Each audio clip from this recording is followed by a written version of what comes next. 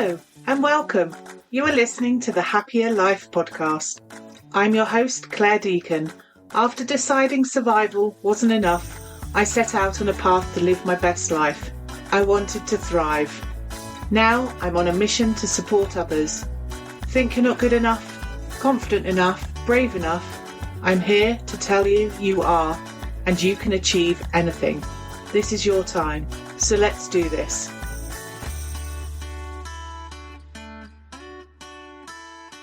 Hello and welcome to the Happya Life Podcast, where we talk about life beyond survival because you were never meant to just get through your life. I'm Clare, your host, positive psychology coach and therapist, and the woman who knows that when self-care feels impossible, it's usually the moment when you need it most.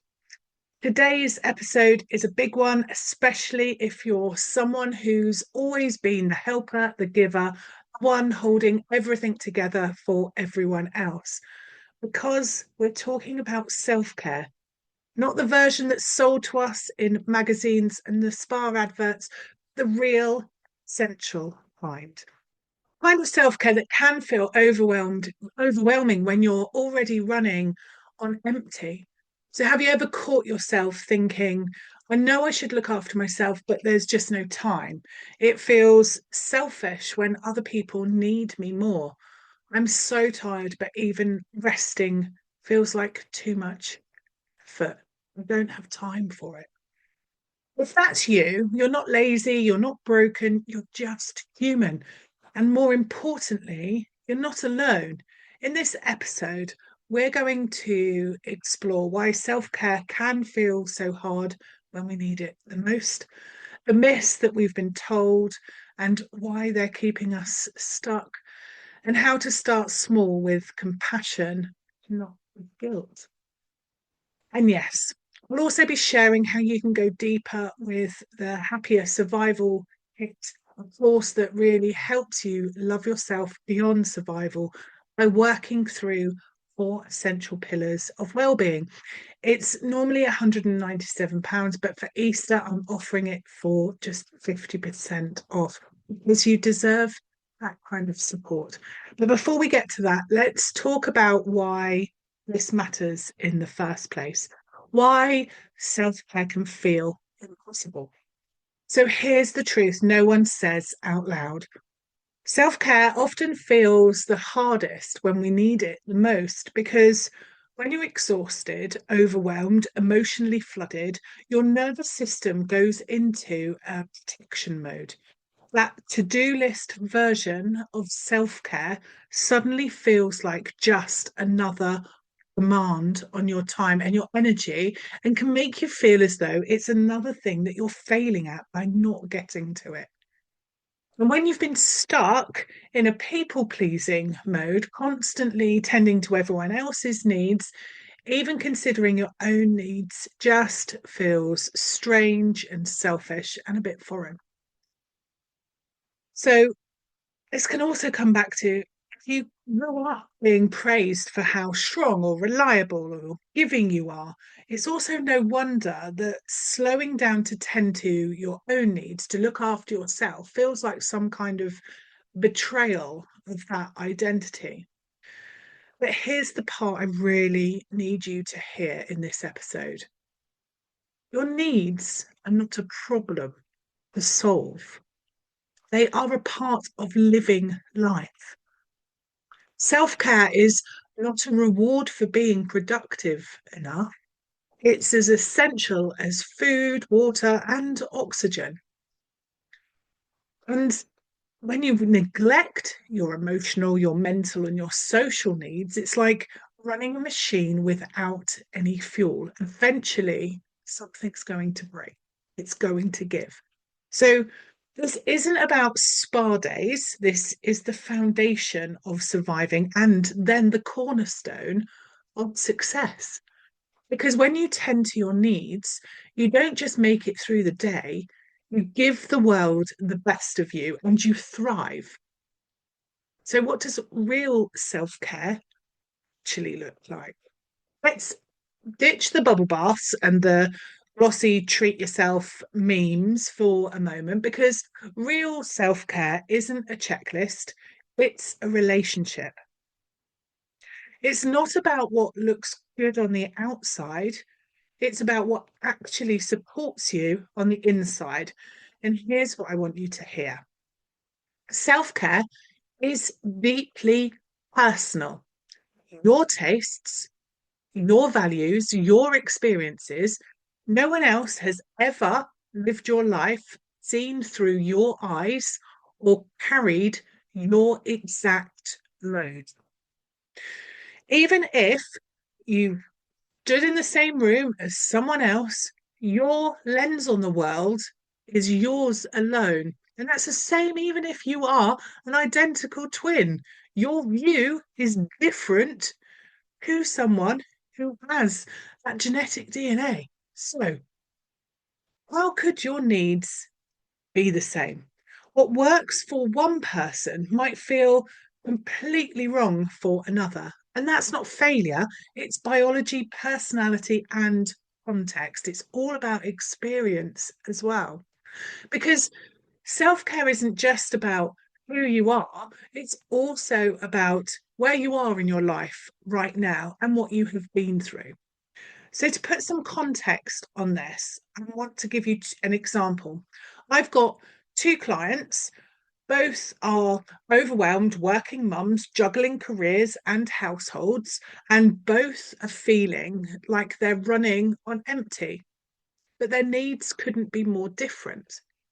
One finds solace, and their self care is about their early morning routine, quiet, a walk with the dog, a few minutes of journaling before the house wakes up and in chaos ensues upon her. For her, self care is solitude, it's reflection, it's peace. The other recharges by connection, by grabbing a coffee with a friend, phoning her sister for a 10-minute vent. For her, self care is support, it's conversation, it's about community.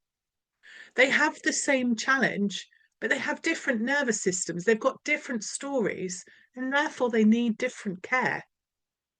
This is why there is no one size fits all plan.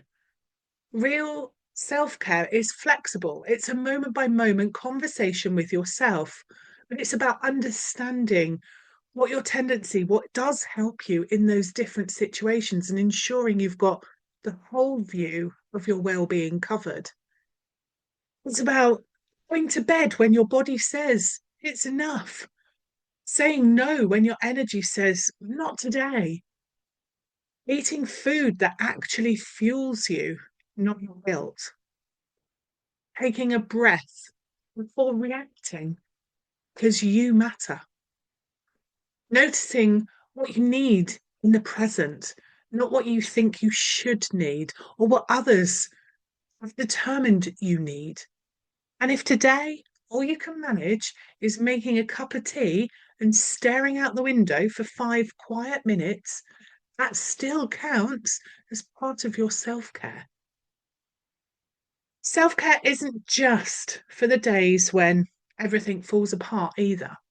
It's the daily act of replenishing your inner resources. So you don't have to run on empty begin with. It's how you stay grounded in the chaos. It's how you reconnect with who you are underneath the noise.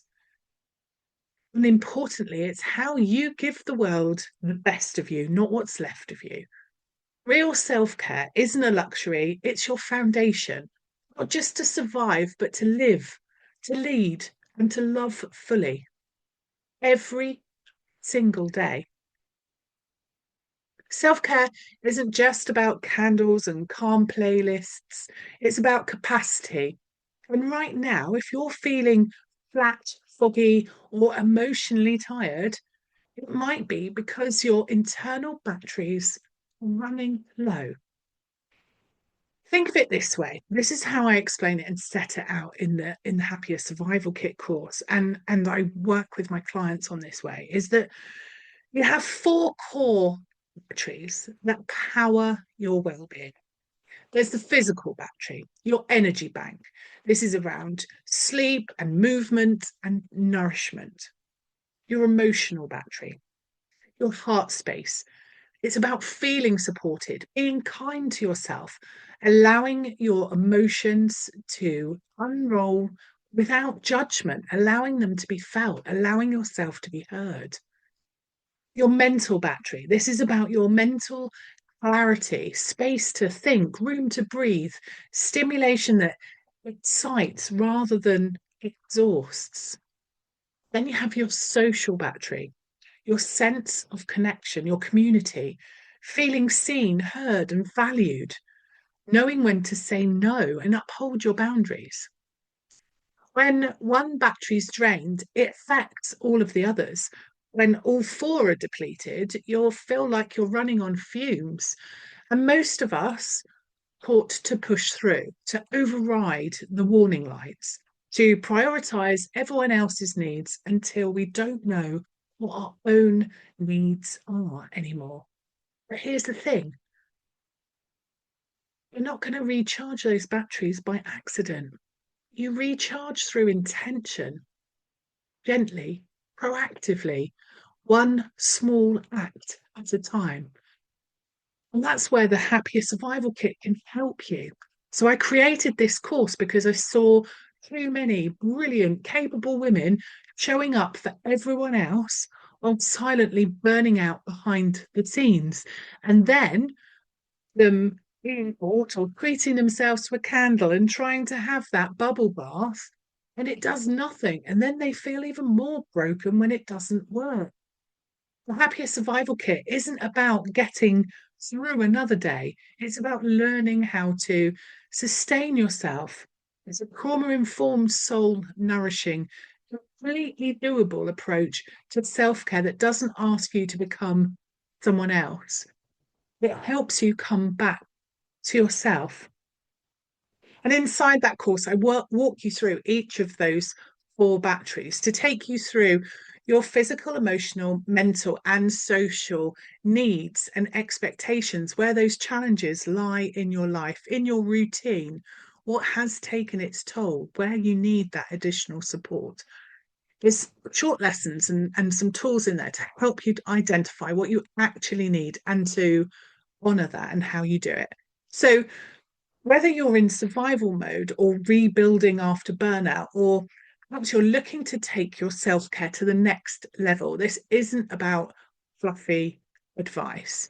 It's about creating your own self-care blueprint that meets your needs exactly where you are.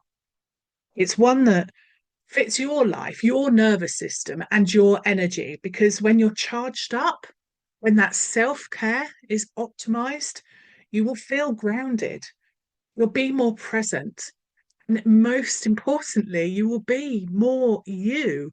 It's a fundamental part of finding your happier.